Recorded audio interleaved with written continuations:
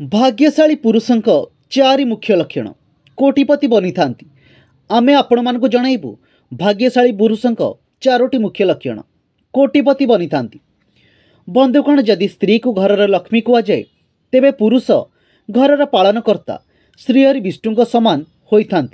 माँ लक्ष्मी को मध्य श्रीहरि बिना संपूर्ण माना जाए नहीं।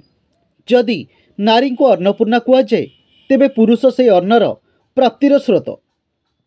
नारी घरर संसार बसाई थाए तेबे पुरुष से संसार भरण पोषण करिथाए।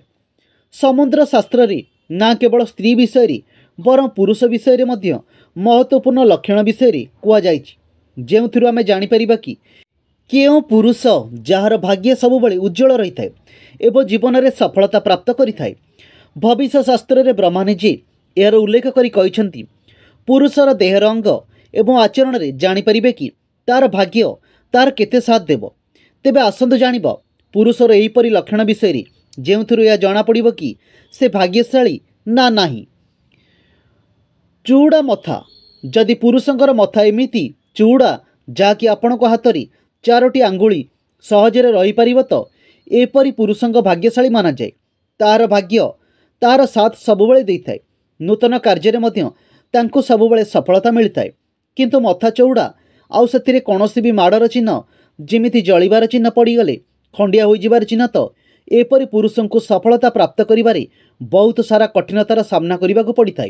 यही कथार ध्यान रखिए मथा सर्वदा चौड़ा एवं सफा रहिबा दरकार। शरीर बहुत जोरे गंध आसीबा जो पुरुषों को अधिक झाड़ आसी किंबा शरीर में अधिक चुटी थाए अधिक स्केल बाहरी एपरि मनीष बहुत सारा कठिन सामना करिथांती। एमानकर मंगल ग्रह सबुबले दूषित रही थाए।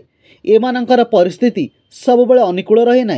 शास्त्र रे कुआ जायछि जे व्यक्ति को सबुबले सुगंधित एवं स्वच्छ रहिबा उचित जेउथिरे आपणकर बृहस्पति ग्रह सबुबले उज्जवल रहिबे। एथिपाई सबुबले चंदनर लेप प्रयोग करंतु। आवाज रे स्पष्ट जेउ पुरुष आवाज रे तेज स्पष्ट जना पड़ी एपरि व्यक्ति सूर्य मजबूत रही थाए। व्यक्ति चाकरी धन ऐश्वर्य व्यापार को शीघ्र प्राप्त करि थाए। कौन भी क्षेत्र में निजर सफलता प्राप्त करि थाए एवं यार मुकाबिला जो पुरुषंकर आवाज पतला बा जो मानकर कथा सहजरे बुझी हुए ना किंबा शुणिबारे असुविधा हुए तो एपरि पुरुष जीवन में पछरे रही जाती। एमानकु सफलता प्राप्त करिबारे बहुत अधिक समय लगी थाए। आखि कला बड़ एवं चमकदार एपरि देखा जिबा आमर आखि आमर व्यक्तित्वर दर्पण होता है। एथिपाई कुआ जाए आखिरु मनुष्यर व्यक्तित्व जना पड़े। जदि कौनसी पुरुषर आखि कला बड़ एवं चमकदार होता है भीतर को रही थाए किंबा आखिरी तले कौन प्रकार कला दाग रही न थाए एपरि पुरुषों उपरे स्वयं भगवान श्री हरिंकर कृपा रही थाए। एमानकर समय सबुबले चमकु थाए। एमानकर प्रत्येक कार्य सफल हुई एमानकर विवाही जीवन सुखरे व्यतीत होता है। बाम पादर अन्य आंगुठी बुढ़ा आंगुठी ठारू बड़। जदि आपण को जानिबार अछि कि कौनसी व्यक्ति भाग्यशाली ना नाही तो आपण तार पादरु जानि परिबे। एथिपाई आग काल रे गुरुजन माने संपर्क बांधिबा आगरु झियो किंबा पुअर पाद देखुथिले। एथिरु दुईटी कथा जना पड़े। जदि बाम पादर अन्य आंगुठी बड़ आंगुठी ठारू बड़ तो सेही व्यक्ति बहुत भाग्यशाली सहनशील एवं भल गुण रे भरपूर होता है।